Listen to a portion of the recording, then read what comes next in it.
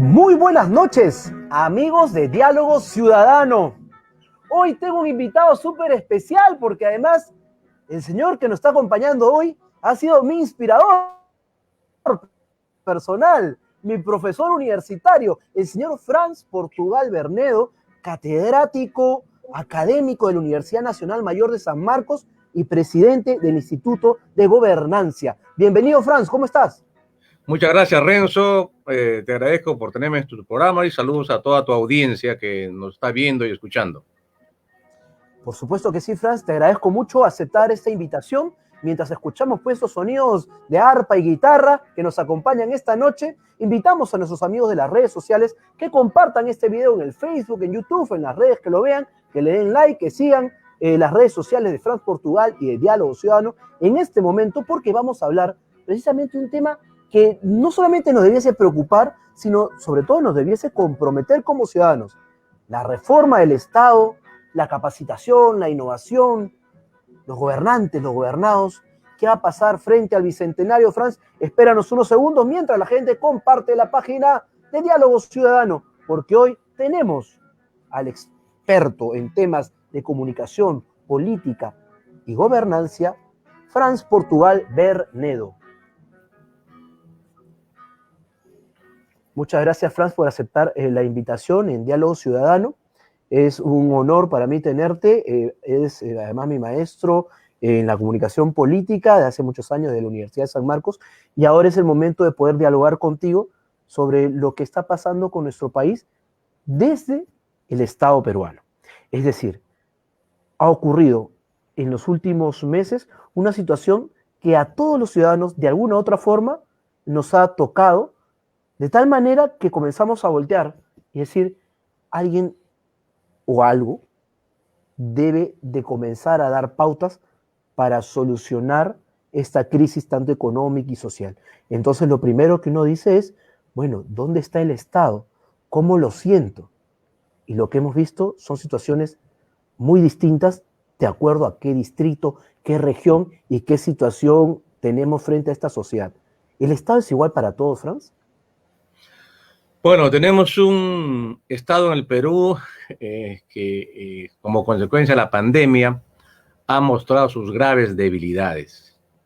Ha puesto en evidencia lo que ya sabíamos y que veníamos arrastrando durante varios periodos de gobierno en el país, que es la ineficiencia e ineficacia de la gestión pública.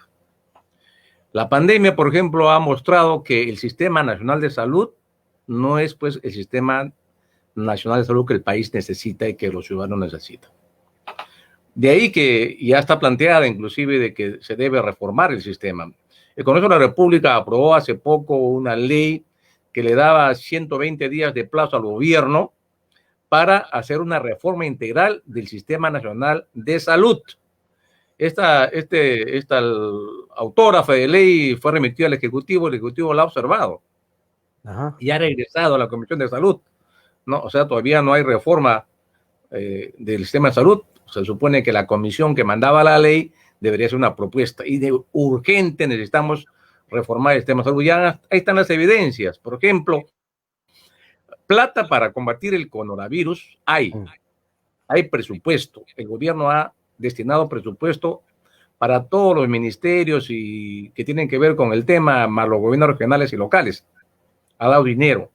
Pero si le preguntamos al Ministerio de Salud cuánto ha gastado de ese presupuesto, dice que está por el 20% nada más.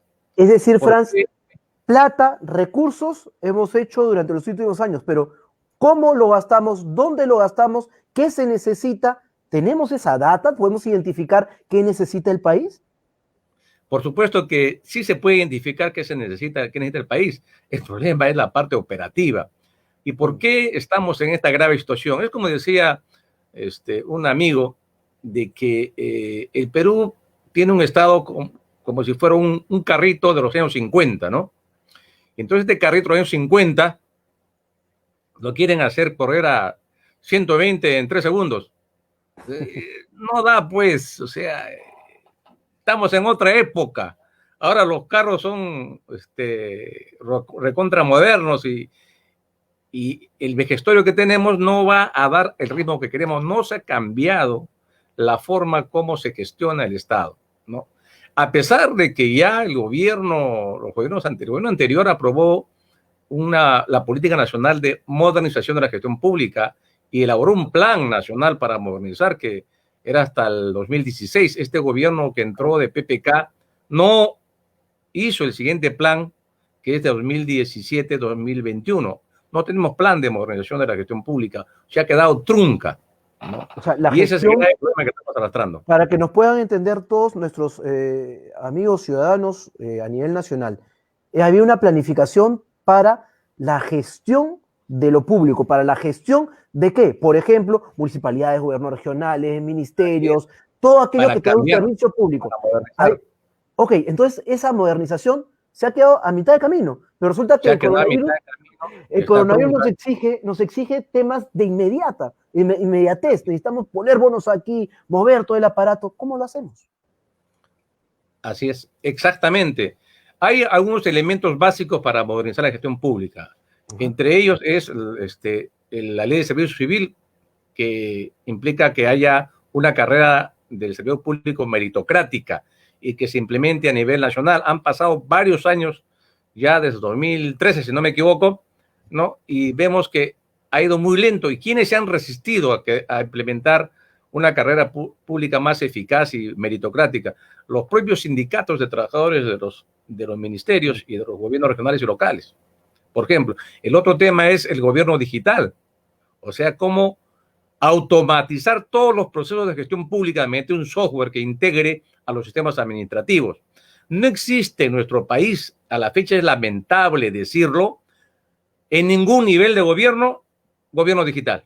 No existe. ¿Qué tenemos? Okay. Portales, los MAG, las ventanillas electrónicas, o sea, la parte de afuera, pero la parte interna, el corazón de la gestión pública, que son los sistemas administrativos, todavía se viene trabajando en este país en Excel. Entonces es imposible que una autoridad tenga información en línea para tomar decisiones en línea. Por eso la burocracia no responde a las necesidades ni a la emergencia nacional. Eso lo hemos visto con mucha claridad en algunos puntos que ahora son muy críticos, ¿no? Uno, el tema de salud. No sabíamos cuántas camas había en ese momento, no sabíamos dónde poner, pues, en los huevos, en qué canasta, ¿no? Y también lo vemos hasta ahora, en el tema de la seguridad ciudadana, ¿no? O sea, cómo es que podemos integrarnos, que me decía el otro día un mayor general de la Fuerza Aérea, un gran amigo de la casa también, que hay un proyecto que se llama el CIBAN-CIPAN, que pudiésemos tener interconexión y gente que capacitada para poder saber qué está ocurriendo en todo el país, en línea, pero no se implementó tampoco. Entonces, ¿podemos estar integrados internacionalmente, creer ser un país de la OCDE, cuando tenemos estas falencias tan graves? Graves falencias tenemos en la gestión pública. Por ejemplo, en este país, increíble, ¿eh? Lo que te voy a decir, pero es cierto. En este país, primero se genera el presupuesto y después se hace la planificación, cuando debe ser al revés. Primero tú planificas y en función de tus necesidades y tus proyectos que tienes en tu plan de desarrollo, pues pides el dinero que necesitas y te dan el presupuesto correspondiente. No, acá primero te dicen, señor, el MEF dice, señor, bueno, usted tiene tal techo y le va a tocar tanto el presupuesto. Arréglese con eso. Primero le dan el presupuesto, cuánto, y después de eso recién planifica. ¿No es cierto? O sea, y esto lo dijo el premier Villanueva cuando estuvo en la gestión y el ministro de Economía, que en este país a partir de su gestión se iba a voltear y iba a poner derecho porque estaba de cabeza, ¿no?, la relación entre plan y presupuesto. Y el otro problema, por ejemplo, es hasta la fecha no pueden alinearse los planes. El plan nacional no conversa con el plan regional, ni el plan regional conversa con el plan del municipal. O sea, cada uno hace por su lado. Porque tú sabes que los planes sirven para hacer presupuesto, para proyectos. ¿Cuántos planes tendríamos en el Perú realmente, no? O sea, ¿cuántas veces la gente se ha puesto a planificar y a repensar hacia dónde va la nación? ¿Y esos planes hablan con la ciudadanía realmente sobre lo que necesita la gente para su desarrollo? Planificar es bueno, porque si no, no sabemos hacia dónde vamos, ¿no es cierto? Pero necesitamos articular los planes del nivel central con el nivel regional y local, eso es básico. Pero como digo, no se hace a pesar del esfuerzo que hace el CEPLAN, me dicen, ¿no? Pero además, los planes se supone que son, los regionales y locales son planes de desarrollo concertados. en consulta con la ciudadanía, así manda la ley. Pero generalmente no se hace, se hace en la forma, la parte de la concertación, pero efectivamente no se recoge lo que los ciudadanos plantean, ¿no es cierto?, en los planes que se hacen a nivel de regional y local. Eso, por ejemplo, requiere que se ejecute como dice la ley. Entonces ahí nace una reflexión bien simpática, Franz. Tú como catedrático seguramente me vas a poder ilustrar un poco más. Hay una relación entre gobernantes y la administración que gobierna y los gobernados. En esta relación nos conocemos, planteamos alternativas, planteamos diálogo, planteamos ajustes, o parece que estamos un poco divididos, ¿no? Muchas veces solamente se critica al gestor público cuando la gestión pública es tan grande y hay cuadros muy bien preparados también en la gestión pública, pero parece que están dentro de un sistema que no les permite, pues, dar todo su potencial. Bueno, ahí tenemos un problema. Felizmente, las normas de descentralización que se hizo en el país establecieron mecanismos de concertación con la ciudadanía por mandato de la Constitución. La Constitución estableció que se requería tener un consejo regional y local, ¿no?, de articulación con la sociedad civil, ¿no? El tema es que esto se hace muy burocráticamente a nivel de los gobiernos regionales y locales, ¿no? Pero hay un mecanismo de participación ciudadana, existe. Lo que tenemos que hacer es perfeccionar ese mecanismo para que esa relación entre gobernantes y gobernados efectivamente exista, ¿no? Y no sea pues la voluntad omnímoda del gobernador regional o del alcalde, ¿no?, que hace y deshace según le venga la gana y el buen humor, ¿no? O sus consejeros le digan, ¿no? Eso no debe ser. Por ejemplo, rendición de cuentas. La ley establece a nivel regional y local que se debe rendir cuentas periódicamente a la ciudadanía en qué gasta el gobernante el dinero del Estado. No se hace, no se cumple. Y te pongo un ejemplo, un ejemplo trágico. ¿Te acuerdas del alcalde de Puno, de Ilave, que una multitud lo ajustició? Correcto, sí. ¿No es cierto? Lamentablemente, ¿no? Sí, lamentablemente, y lo mataron al alcalde, porque la acusación era que el alcalde estaba malversando los recursos de la municipalidad. Esa fue la acusación. Por eso la gente lo correteó, lo agarró, lo maltrató y luego lo mató. Así es. Se hizo la investigación correspondiente para hallar los culpables. La Contraloría General de la República intervino, ¿no? Hizo una evaluación de cómo se había gastado en la municipalidad y encontró que el alcalde no iba a tocar ningún centavo. No era ningún choro, no era matado. No era un choro. Era pero no tenía una buena práctica, tal vez, de poder... De rendición de cuentas. Ahí está. No daba cuentas en cómo gastaba el dinero. Terrible. No hacía comunicación de gobierno. Ahí te doy en la médula. No hacía comunicación política, ¿no?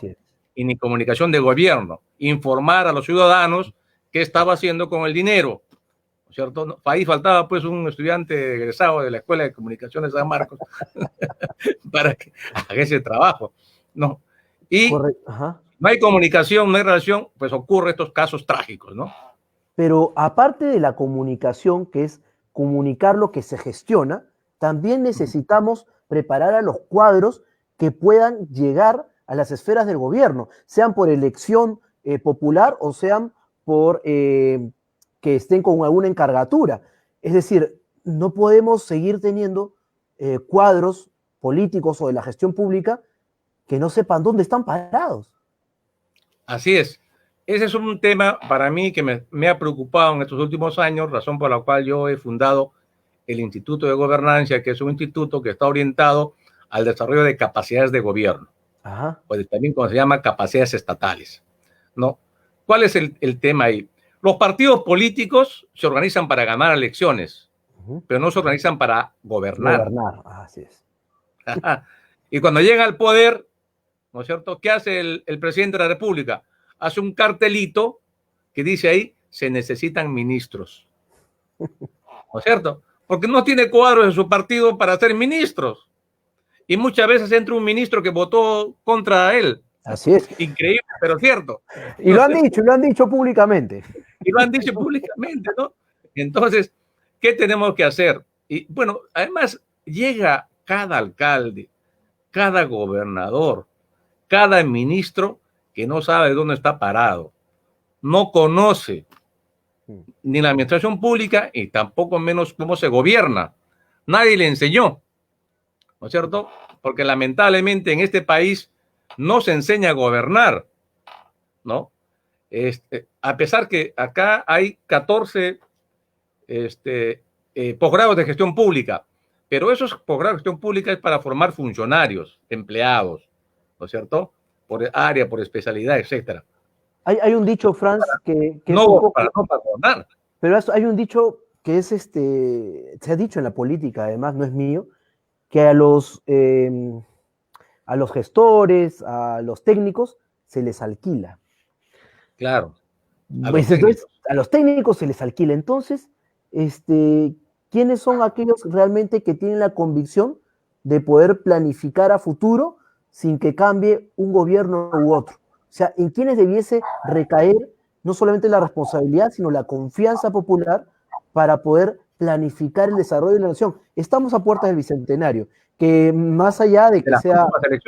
Y de las próximas elecciones, precisamente, claro, más allá de que sea un acontecimiento político y social, sí es un momento para reflexionar qué vamos a hacer con estos 200 años que ya pasaron de república y los próximos años que se vengan, ¿no? Así es importantísimo el punto que tú has tocado. Estamos en un momento importante porque estamos a puertas del Bicentenario y de las próximas elecciones. ¿Cómo llegamos al Bicentenario? En términos de gobierno, en términos de tener gente preparada para poder gobernar. Es un grave problema que tenemos. Entonces, una recomendación a los partidos políticos, y por eso es que yo he defendido y he hecho mucho debate sobre el tema de la reforma política. Necesitamos reformar los partidos políticos porque tal como están, tenemos partidos débiles, fugaces, oportunistas, vientres de alquiler. Prácticamente hay partidos en extinción política. Entonces, esa situación se debe a varios factores, ¿no? Entre ellos la corrupción en el ámbito político, pero también se debe a que tenemos una legislación que permite que se debilite a los partidos políticos en lugar de fortalecerlos. Entonces, el objetivo de una reforma política es fortalecer a los partidos políticos, porque si fortalecemos a los partidos políticos, estamos fortaleciendo la democracia, y al fortalecer la democracia, estamos fortaleciendo la institucionalidad del país. Pero mira, precisamente, Franz, las personas y los ciudadanos que estamos siguiendo de cerca algunos debates del Congreso de la República, es curioso, ¿no? Ahora mismo salió un congresista joven de un partido que acaba de acceder al Congreso, un partido nuevo, y decían, bueno, con esto de la reforma, ojalá que el partido tal pueda llevarlo bien. Pero usted, señor, no es miembro de ese partido. No, yo no soy ese partido, soy invitado. Por el amor de Dios. Entonces, nos hemos llenado de invitados, de caras simpáticas, de buen floro, pero ¿cuántos realmente han pasado por una militancia real en la política? Sea que hayan obtenido o no hayan obtenido buenos resultados, pero se han comprometido con un partido, con los ideales y a crear bases políticas, que no es precisamente el que yo pongo más billete, no hago mi cartelito y gano las elecciones, sino a crear bases, a dialogar, a poder interrelacionarse con la gente, con las necesidades y plantear algunas alternativas de acuerdo a lo que se está programando, ¿no? Por eso nosotros hemos postulado como parte de la reforma política, para que un partido tenga candidatos, esos candidatos deben tener por lo menos una militancia de 5 años seguidos. ¿Ah? ¿Cómo la ven? 5 años seguidos de militancia. ¿Qué se aprobó finalmente? Se aprobó 1 año de militancia para poder, ¿no? Postular como candidato. Y finalmente, ¿qué ha pasado? Chejade ha suspendido eso, pues el niño Chejade ha suspendido eso, ¿no? Con el beneplácito. ¿Para qué? Mi amigo Omar Chejade, un saludo para Omar. Para rifar los curules, ¿no es cierto? Como se acostumbra, pues, ¿no? Es decir, no hay elecciones internas, no hay militancia, pues a ver, acá tenemos los curules, ¿a qué postor le vendemos? Porque se ha creado un mercado negro de curules en este país. Por eso llega quien llega al Parlamento. Necesitamos que lleguen al Parlamento personas idóneas. Y cuando hablamos de personas idóneas, No solo estamos hablando de personas que no sean ladronas, sino que sean capaces. Así es. ¿No? Y que tenemos si van a una de gente comisión, capaz, no vamos a ver los espectáculos que estamos viendo ahora. porque mira, Franz, duro, no solamente es, a ver, para la gente, además nos interesa que las personas participen en política sanamente, pero también es bueno que sepan cómo se ha hecho la política no sanamente, porque ha habido militancia en los partidos políticos diferentes que han habido en los últimos años, y hay además estas asambleas para poder elegir el futuro de estos partidos políticos, pero qué terrible es que las cúpulas partidarias muchas veces cambien las propias normas del partido para poder postular a la persona que está invirtiendo más o al que tienen los amigos o los allegados y lo conviertan misteriosamente en un cuadro político del partido. Eso se ve a cada rato. Peor aún, que claro, lleguen a la presidencia del Congreso gente totalmente incapaz, que nunca ha militado en un partido, que no sabe de política y solamente sabe hacerle el chicheño muchas veces a autoridades que ya pasaron, me ha dicho sea de paso, ¿no? Que me ha tocado ver personalmente. Por eso, uno de los ejes centrales de la reforma política es la democracia interna. Si no hay democracia interna, pues va a ocurrir todo lo que tú dices, que el jerarca, dueño del partido, hace y deshace y pone a quienes ven la gana en las listas de los candidatos. Ese es el grave problema. Por eso los partidos tradicionales se han opuesto a la democracia interna. No quieren democracia interna. Quieren seguir manejando los partidos de la cúpula, ¿no? De esa burocracia, esa costra burocrática que se ha creado en muchos partidos. ¿Y qué ciudadano va a querer entrar a un partido donde sabe que no tiene ni voz ni voto? ¿No es cierto? No, pues no va a entrar, no cree en ese partido y no va a entrar a militar, a hacer política porque sabe entonces, que no ¿a qué va a entrar? Participar. ¿A qué va a entrar? Claro, no va a poder participar. ¿No es cierto? Pero, esa es la desgracia. ¿Quién está entrando actualmente, Francia? Entonces, entonces queremos pensar un Estado que tenga realmente facilidades, las cualidades de poder llevar a cabo a buen puerto esta nación, ¿no? Que lo lleve a las reformas, al desarrollo, etc. Pero para tener este Estado también necesitamos gente que pueda gobernarlo. Y esa gente se elige. Entonces comenzamos por un tema de democracia interna. Cuando yo me hago parte de un proyecto político. Entonces, ¿para qué me hago parte de un proyecto político? ¿Si voy a tener las capacidades de desarrollarme como cuadro político? ¿O si ya estoy pensando en que tengo que comprar mi espacio, ¿no? Guardar mi platita y mis amigos para mi campaña, y una vez que llego, me olvidé, ¿no? De mis ideales, si es que los tuviste, y ahí hacemos lo que se pueda, ¿no? Claro, claro. Cada uno hace lo que puede, lo que quiere, mejor dicho, cuando llega al poder, a ser parlamentario, ¿no? Porque como no tiene militancia, no responde a nadie más que a su persona, y ahí viene lo que se llama la fractura entre representante y representado. Ajá. Y lo que yo he denominado la crisis de representación política, que es lo que está actualmente en el país. Ahí tenemos una crisis de representación. Los ciudadanos no se sienten representados en los partidos políticos. Ejemplo, la dispersión del voto en 9 partidos en el Congreso. A cada uno le han dado un poquito. Inteligente la ciudadanía, ¿no? A nadie le da mayoría, ¿cierto? Porque no cree, pues, ¿no? No cree, no quiere que ver si es cierto lo que dicen ellos, o sea, cómo actúan, ¿no? Por eso dispersó el voto. Los ciudadanos perciben claramente que hay una crisis. No creo en este partido, no creo en este parlamento, que se vayan todos, ¿no? Es la expresión máxima y la disolución del Congreso cayó muy bien. ¿Por qué? Porque los ciudadanos estaban hartos, porque decían, esos no nos representan, ¿no?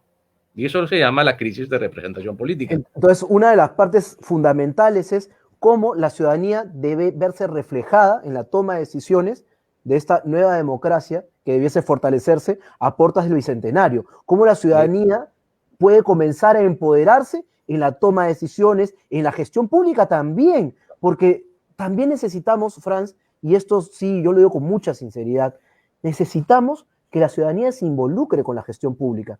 No puede ser que tengamos esa separación entre yo soy empresario, soy trabajador, y siempre el que está mal es la burocracia estatal. Oye, la burocracia estatal también necesita impulso, reforma, porque sí, tenemos una burocracia que puede ser un elefante terrible, pero también tenemos gente muy preparada en el sector público y con mucha vocación. Así es, existe personal, eso es cierto, ¿no? Tenemos que generar una nueva política y nuevos modelos de partidos políticos, un nuevo tipo de partido político que exprese justamente la voluntad de los ciudadanos. Y eso pasa indudablemente por una reforma política, que es la que se está en batalla hasta ahora, a pesar del tiempo transcurrido, tenemos una reforma política inconclusa, ¿no? Y se suponía que estos partidos que habían entrado al Parlamento en sus campañas electorales se comprometieron a continuar y reforzar la reforma política. Sin embargo, a la fecha vemos que los resultados son pobres aún, ¿no? Esperamos que en este periodo legislativo por fin se concluya con la reforma política y para el bicentenario tengamos una nueva clase política más idónea que la actual. ¿Cuáles serían los pilares para esta reforma política y reforma del Estado, ¿no? ¿Cuáles serían estos pilares en los cuales los ciudadanos debiésemos enfocarnos? ¿Cuáles son los temas que debiésemos recurrir o exigir en las próximas elecciones? ¿Qué se necesita realmente para que tengamos un Estado que le sirva a la ciudadanía, un Estado que dinamice las inversiones, que proteja al ciudadano y que pueda hacer de nuestra vida en esta nación más gratificante, con esperanza, que le estamos perdiendo, sobre todo los jóvenes? En el campo de la política, yo creo que la primera tarea es concluir con la reforma política. Y eso pasa por, ¿no?, eliminar el voto preferencial que hasta la fecha no se ha eliminado. De que las elecciones internas efectivamente sean virtuales. Porque eso significa que la lista que se aprueba ahí, ¿no es cierto?, el orden no puede ser modificado. O sea, se respete la voluntad de los militantes. No es que termine la elección interna y bueno, oye, tú saliste de ese lugar, ahora te pongo primero, pues, ¿no? No. La ley dice que tiene que respetarse, ¿no?, ese orden que ha salido. Y también se ha aprobado el tema de la alternancia. Ok, muy bien, ¿no? Se hará eso, la alternancia. Yo había planteado también que se elimine el 20% de lo que son elegidos a dedo, que la ley todavía establece, ¿no? De los invitados. Es decir, que 100% de los candidatos sean elegidos vía elecciones internas, democráticas, universales, un militante, un voto, ¿no? Tenemos que concluir con esas reformas para que efectivamente los ciudadanos tengamos mejores candidatos y todos los impedimentos que hay que aprobar, ¿no? Porque no podemos permitir que un candidato que tiene una mochila pesada, ¿no?, llegue pues al poder, no solamente congresista, sino alcalde, gobernador regional, porque luego vienen las elecciones regionales y locales. Así también, ¿no es cierto? O sea, va a haber procesos electorales. En los últimos años hemos tenido más de 10 gobernadores regionales presos. Así es. Es un escándalo. Claro, es más evidencia que eso no puede haber. Y en términos de reforma del Estado, tenemos que impulsar necesariamente la reforma del servicio civil. Eso tiene que destrabarse y implementarse. En segundo lugar, necesitamos implementar lo que es gobierno digital en todas las entidades públicas. Tiene que hacerse eso. Si no hacemos eso, es imposible que podamos superar, ¿no?, las deficiencias en la gestión pública. Tener buenos servidores públicos y tener un sistema automatizado de todos los procesos de gobierno es la solución para este país. Sin eso, pues no seremos repitiendo más de lo mismo cada año. Y en casos de crisis, de emergencia nacional, pues ahí las evidencias llegan a su máxima expresión. Para ir finalizando, Franz, ¿qué le estamos dejando cuando tenemos las clases en la universidad con los jóvenes que tendrán 20 años? ¿Qué país le estamos dejando a los jóvenes? Porque nosotros ya pasaremos y son ellos los que tienen que agarrar las riendas tanto del Estado, de la nación, con las empresas, como trabajadores, como especialistas, como científicos, pero también como gobernantes. Entonces, ¿qué le estamos dejando? ¿Le vamos a dejar algunas estructuras o le vamos a decir ya el último apague la luz? Bueno, esa es la gran responsabilidad que tienen los partidos políticos, ¿no? No nos olvidemos que los partidos políticos es el vínculo entre sociedad civil y Estado. Los partidos existen porque se supone tienen vocación de poder, ¿no? Y deben llegar al Estado para gobernar. Para eso se prepara un partido político. El partido no es un club de amigos, ¿no? Entonces, por esa razón yo hago tanto énfasis en la reforma política, ¿no? Porque necesitamos tener partidos de buen nivel para que efectivamente pueda mejorar la democracia y las instituciones en este país. Y que los ciudadanos en general, o en el caso como tú señalas, los estudiantes que quieren lograr una profesión en las universidades, puedan tener un mejor país y puedan participar con todas sus capacidades en la gestión de su país.